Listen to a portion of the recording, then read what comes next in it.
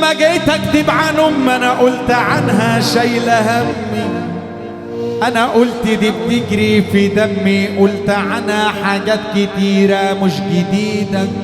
لما جيت اكتب عن امي عجزت قدام القصيده، شايله سري كان زمان بيني وبينها حبل سري، اتقطع يوم الولادة واتوسط حبل الوداد.